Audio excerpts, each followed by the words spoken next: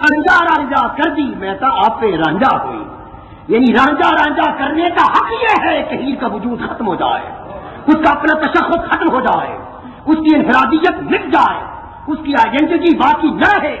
جب تک ذکر کرنے والے کا وجود اپنے مذکور میں گم نہیں ہوتا ذکر کا حق ادا نہیں ہوتا، اور جب ذاکر مذکور میں غرق ہوتا ہے، اپنے وجود کو کل عدم پاتا ہے، تو پھر پردے اٹھتے ہیں، جدھر نگاہ کرتا ہے محبوبی محبوب نظر آتا ہے۔ اینما تولوا فثم اینما تولوا فثم وجہ اللہ۔ ایک ذاکر وہ بھی ہے کہ جدھر نگاہ اٹھاتا ہے کچھ نظر نہیں آتا، اور ایک ذاکر وہ بھی ہے اینما تولوا فثم وجہ اللہ، جدھر نگاہ اٹھاتا ہے سوائے رب کے کچھ نہیں دیکھتا۔ جہاں چہرہ کرو رب کی شانیں نظر آئیں گی، رب کا چہرہ نظر آئے گا، رب کی حسن کے جلوے نظر آئے گی۔ ایک کیفیت یہ بھی ہے۔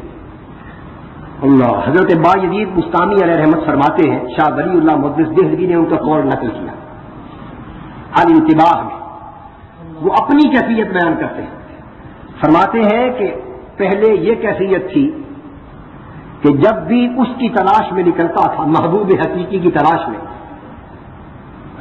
سرگرداں ہوتا، گھومتا پھرتا، محنت کرتا، لیکن ہر قدم پر اپنے آپ کو ہی پاتا، وہ کبھی نظر نہ آتا تھا۔ لیکن اب 20 سال سے حالت یہ ہو چکی ہے کہ جب بھی اپنی تلاش میں نکلتا ہوں ہر قدم پر اسی کو پاتا ہوں۔ علامہ اقبال اس تصور کی تصریح کرتے ہیں، فرماتے ہیں کرا جوئی چرا در پیچوتا بھی کیوں پیرس تو زیر نقابی، تلاش او کنی جز خود نبینی، تلاش خود کنی جز او نیا۔ کس کو تلاش کرتا ہے اور کیوں پیچ و تاب کھاتا ہے، کیوں پریشان حال ہے؟ اے بندے جسے تو تلاش کر رہا ہے وہ تو آشکار ہے، اس کا حسن تو بے نقاب ہے، اس کے جلوے تو ہر سو بکھرے ہوئے ہیں، تیری اپنی حقیقت زیر پردہ ہے۔ تو خود کو نہیں دیکھتا، خود پردے کے نیچے۔ اگر تو اسے پانا چاہتا ہے تو اس کی تلاش میں نہ نکل، اس کی تلاش میں نہ نکل۔ اگر اس کی تلاش میں نکلے گا تو سوائے خود کے کچھ نہیں پائے گا۔ اسے خارج میں نہ دیکھ، اپنے من میں ڈوب کر پاجا سراغے زندگی، اپنے اندر غور کر، بجائے اسے تلاش کرنے کے اپنی تلاش کر۔ جب اپنی تلاش میں نکلے گا ہر قدم پر اسی کو پائے گا۔ من عرف نفسہ فقد عرف ربہ، جو اپنے آپ کو پا لیتا ہے وہ اپنے رب کو پا لیتا ہے۔ اور اپنے آپ کو پانا کب ہوتا ہے؟ جب آدمی اپنے آپ کو کھو دیتا ہے، اپنے آپ کو کہ دانا خاک میں مل کر گل و گلزار ہوتا ہے۔ مٹا دے اپنی ہستی کو اگر کچھ مرتبہ چاہے، اگر اپنی ہستی کا احساس باقی رہا کچھ نصیب نہ ہوا۔ کمال زندگی دیدار ذات، طریقش رستنت بندے جہاد۔ اگر زندگی کو کمال تک لے جانا چاہتے ہو تو زندگی کا کمال محبوب کا دیدار ہے، لیکن وہ دیدار اس وقت تک نصیب نہیں ہوگا جب تک تم اپنے ہونے میں کھوئے رہو گے۔ ارے یہی ہونا تو اسے دیکھنے میں حائل ہے۔ اپنے ہونے کو مٹا دو پھر دیکھو وہ کیسے نظر آتا ہے۔ اپنے ہونے کو مٹا دو پھر وہ ہر گام، ہر منزل، ہر لحظہ نظر آئے۔ وَمَا فَإِن لَّمْ تَكُن، اے بندے اگر تو نہ رہے تو پھر اسے دیکھ لے۔ یہ مرتبہ احسان نماز کی حالت معراج ہے۔ سو جو معراج حضور کو عطا ہوا وہ فقط یک جہتی معراج نہ تھا، وہ حضور علیہ الصلوۃ والسلام کے تمام لطائف کو معراج نصیب ہوا۔ اسی لیے نماز مومن کی معراج بن گئی۔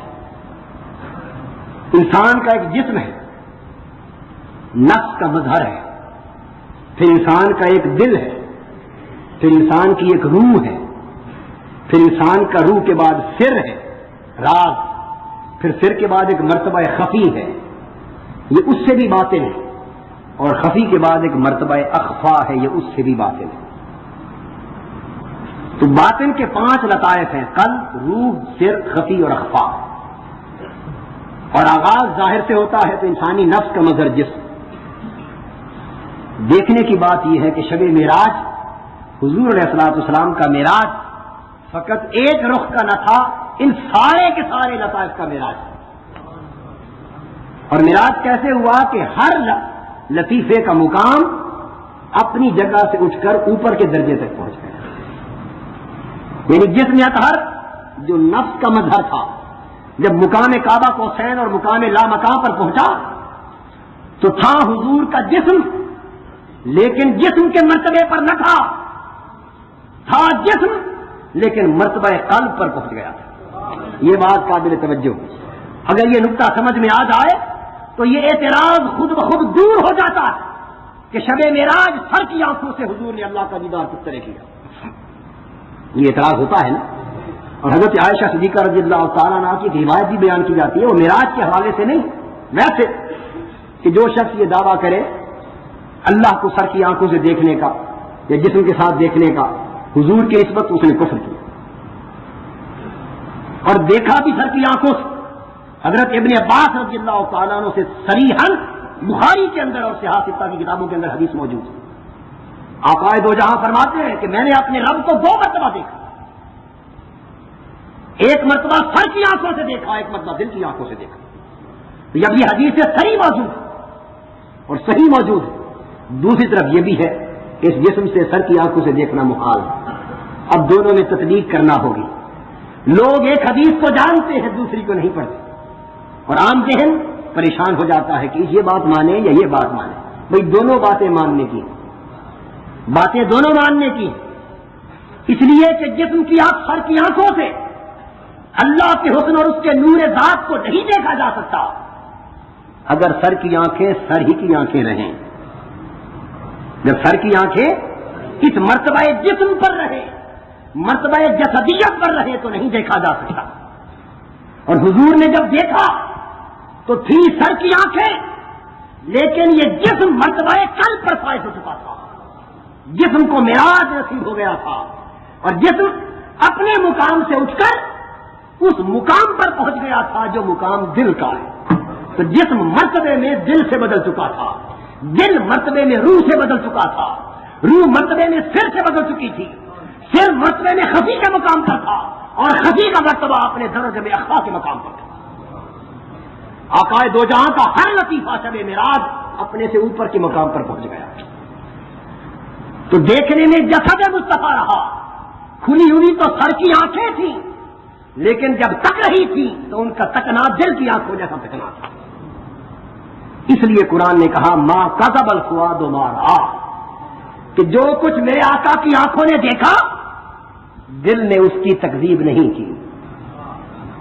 جو آنکھوں نے دیکھا دل نے تصدیق کر دی، اس لیے کہ دل وہی بس دیکھ رہا تھا جو آنکھیں دیکھ رہی تھی. یہ قرآن ہے، ما کذب الفؤاد ما رأى. اب جب فؤاد کی تکذیب کی نفی ہے تو راہ سے مراد کس کا دیکھنا ہوگا؟ وہ سر کی آنکھوں ہی کا تو ہوگا. تو دل نے بھی اسی کی تصدیق کی جس کو آنکھوں نے دیکھا. تو آنکھوں کا دیکھنا مرتبہ قلب پر تھا. قلب کا معراج ہوا، وہ مرتبہ روح پر پہنچا. تو مرتبہ روح، دل پہلے ہی اللہ رب العزت کی محبوبیت میں غرق تھا. جب وہ روح کے مرتبے پر پہنچا تو وہ فنا ہو گیا اور روح کو سر کا مرتبہ ملا. وہ فنا تام کے درجے پر پہنچی، پھر خفی اور اخفا کے مرتبے پر پہنچا تو فنا تام کے بعد مشاہدہ کمال ہو گیا. مشاہدے کو کمال نصیب ہوا. اور یہ کہ لقد رآہ نزلۃ اخری، کہ پہلی بار بھی دیکھا اترتے ہوئے، پھر دوسری بار بھی دیکھا. یہ مختلف لطائف سے مولا کو دیکھنے کی باتیں ہو رہی ہیں. کبھی ثم دنا کے ذریعے دیکھا جا رہا ہے، کبھی فتدلی کے روپ میں دیکھا جا رہا ہے، کبھی ما زاغ البصر و ما طغى کے روپ میں دیکھا جا رہا ہے، کبھی لقد رآہ کے روپ میں دیکھا جا رہا ہے، کبھی نظرۃ الاخری کے روپ میں دیکھا جا رہا ہے. ہر جگہ دیدار کا عالم کچھ اور ہے، ہر جگہ مشاہدے کی کیفیت کچھ اور ہے. جب ما زاغ البصر کی بات ہوتی ہے تو سر کی آنکھوں سے دیکھا جا رہا ہے. جب ما کذب الفؤاد کی بات ہوتی ہے تو دل سے دیکھا جا رہا ہے. کبھی نظرۃ الاخری کی بات ہوتی ہے تو دوسرے رسائل سے دیکھا جا رہا ہے. کبھی دنا کی بات ہوتی ہے تو صفات کا قرب ہے، کبھی تدلی کی بات ہوتی ہے تو ذات کا قرب ہے. شب معراج کئی طرح کے قرب تھے جو حضور کو عطا کیے گئے اور کئی طرح کے دیدار تھے جو حضور کو عطا کیے گئے. پھر جب ہر لطیفے نے معراج پایا، ہر لطیفہ قریب الہی ہوا، ہر لطیفے نے دیدار الہی کی لذت پائی، اور جب سب ماجرے ختم ہو چکے اور حضور واپس لوٹے تو جب ہر لطیفے میں مولا کا قرب سما چکا ہو، اور ہر لطیفے میں اللہ کے دیدار کی لذتیں سما چکی ہوں اور ایک گہرائی تک اتر چکی ہوں. اب اتنا کچھ دیکھ کر زمین پہ قرار کس طرح آتا ہے؟ یہاں تک پہنچ کر زمین پر قرار کس طرح آتا؟ ارے جب تک لذت دیدار نصیب نہ ہوئی ہو اور دیدار اور قرب کی کیفیتیں اور حلاوتیں معلوم نہ ہو تب تک تو گزارا ہو جاتا ہے. اور جب ایک بار دیدار کی لذت نصیب ہو جائے پھر آ کے نہیں رہ سکتی، اور قرب کی حلاوت نصیب ہو جائے تو پھر ہجر برداشت نہیں ہوا کرتا. جب شب معراج واپس لوٹے فرمایا محبوب آقا دو جہاں کے لطائف نے زبان حال سے عرض کیا باری تعالیٰ امت کے لیے واپس تو جا رہا ہوں لیکن اتنا قرب عطا کر کے اب ہجر میں کیسے زندگی بسر ہوگی؟ بے نقاب دیدار کی لذتیں حاصل کر کے اب بغیر دیدار کے وقت زمین پر کس طرح گزرے گا؟ فرمایا محبوب تجھے ایک شے دیتا، تجھے ایک چیز دیتا اور وہ ہے نماز. اسے لے کر چلا جا، جب کبھی شب معراج کی یاد آئے اور اسی قلب کی کیفیتوں کو روح میں پھر سمونا چاہو اور دیدار کی لذتوں اور حلاوتوں کو پھر سے پانا چاہو تو بلال کو آواز دینا اور کہنا یا بلال ارحنا بالصلاۃ، ارے بلال آذان کہہ ہم نماز پڑھے تاکہ پھر کعبہ کو سیر کی یاد تازہ ہو جائے.